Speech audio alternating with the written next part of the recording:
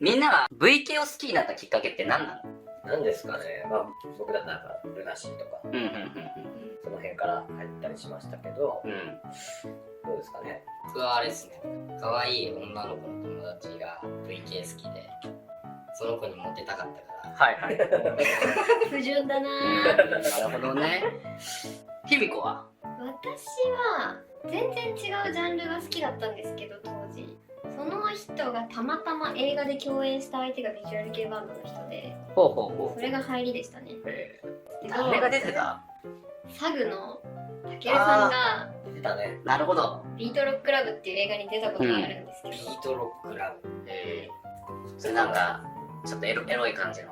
いや全然違う、全然違う。失礼極め謝違う。ってほしい作あー品にすいません。エディ佐藤は？僕はアニメとかの主題歌とかで知ることが五右衛門さんはどうなんですか。五右衛門さんはですね、やっぱりあれですよ、ジョーカーさんと一緒ですよ。僕は本当にルナシーですよ、やっぱり。まあね、僕らの世代はね、もう。うんすごかったよね。そう。なんだろうね、ルナシーの良さって。やっぱ中学校の時聞いた、まあ、ロージア、あトゥルーブルー。やっぱあれガツンときたね来。たね。来た。バンド組んでライブハウスに行くと全バンドルナシー、うんそうえーセットリストほぼ一緒。そう。まあ皆さんじゃあ、V 系を好きになったきっかけというかは違いますね。入りはどこにあるかわかんないですね。確かに。こういう部分はちょっとマスクドでもさ、この入りについてすごい調べたいよね。みんなどこで知ってんのかとか。すごい調べてよそれは僕は気になります、確かに。どうやって調べればいい？聞いてみる。アンケート取りますか。取りますか？じゃあ、一回ね。どのように VK を知りましたか、アンケート。あなたの沼はどこから？あ、いいね。沼っていいよね。ひみこ若いからさ、沼とか使うじゃん。俺たち世代だとなんて言うんだっけ、こういうの。盲目とかじゃなかっあ、盲目だ。盲目いいね。盲目。何を好きになるんですかね。曲？顔？これもバンバレじゃないですか。そうね。またこれ男性と女性でも違うかもしれないね。僕が V 系を好きなところはね、やっぱね、切ないメロディーなんだよね。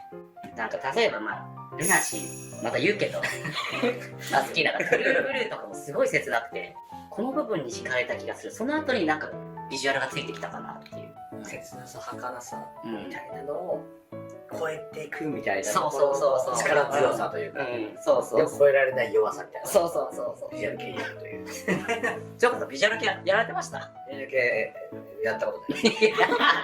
メタルハードコア。ジョーカーさん、何がやっぱり？僕はね、当時僕らの世代ってやっぱね、なんかね、尖ってた先輩方が多かったんですよ。はいはい黒夢とかも、はい。はいはい。もうパンクになり始めた時うん、わかるわかる。ジョーラーで歌って、うんなんかそういう尖ったところにあー僕ら世代のちょっとヤンキーたちがはいはいはいはいはい。で流れていったのかなっていう曲とかより尖った雰囲気、なるほどね。これちょっと面白いですね、やっぱり。これまた地域性もありますよ。地域性もあるね世代地域性もあるし、そう。うばさんは？さん不純だもんな。ちょっと気が。顔とかの曲でもないし、うんだからモテたい。モテたい。感じでどうですか、うばさた。はい。どうですかね。ん。いや、質問の内容聞いてなかったでしょ。聞いてます、聞いてます。うちのどこが好きか。僕はアイスナインがイケメン並べてなんか出てきた時うんうんうん。かっこいいなと思いましたね。じゃあ顔から入ったんですか？そのグループを好きな女の子が多かったそこからですね、会話をするにはそこを知らないからあー、やばい。いやでもそういう人結構多いと思う、あの当時だって前髪 M 字になってる人めっちゃ多かったってね。多かった。やったもんね、俺たちも。前髪。ひみこさんは？私は入りは顔でしたけど、そこから曲で好きになるバンドの幅が増えたなっていう感じはありましたね。なるほどね。結構非日常じゃないですか、ビジュアル系って。だからライブに行くとこう日常と切り離された世界にいる感がすごい良かったなと思います。エリ佐藤さんは？